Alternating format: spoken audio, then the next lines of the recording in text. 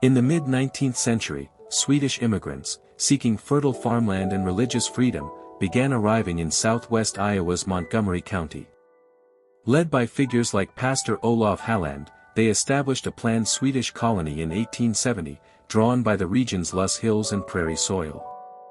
This influx transformed the area from open prairie into a tight-knit farming community, with early settlers building log cabins and organizing Lutheran congregations to preserve their Lutheran heritage. Founding and early growth. 1870 to 1900. Stanton was officially laid out as a town in 1870, named possibly after a local figure or the era's political figures. The arrival of the Rock Island Railroad in the 1870s spurred rapid development, connecting the settlement to larger markets for grain and livestock. By the 1880s, the town boasted a schoolhouse, general stores, and a population exceeding 500, earning the nickname Little White City due to its pristine white painted buildings and depot, symbolizing the immigrants' emphasis on cleanliness and order. 20th century development and icons.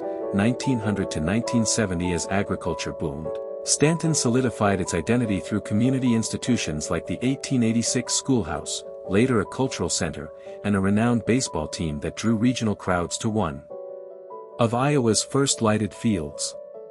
The town's Swedish roots shone in traditions like midsummer festivals. In 1920, Virginia Christine was born here, later becoming the iconic Mrs. Olson in Folgers coffee ads, foreshadowing Stanton's quirky coffee-themed landmarks, Centennial Celebration and Water Towers. 1970 to 2000. Marking its 100th anniversary in 1970, Stanton converted an old water tower into a massive 125-foot Swedish coffee pot, holding 50,000 gallons and dubbed the world's largest, as a playful nod to its heritage and Christine's fame. This attracted tourists and boosted local pride.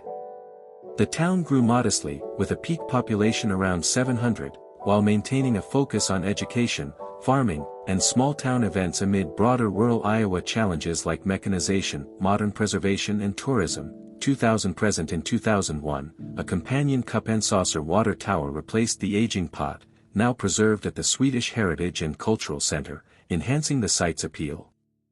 Today, with about 678 residents, 2020 census, Stanton thrives on ecotourism at nearby Viking Lake State Park, cultural exhibits at the center, housed in a historic school, and events like Swedish holiday meals.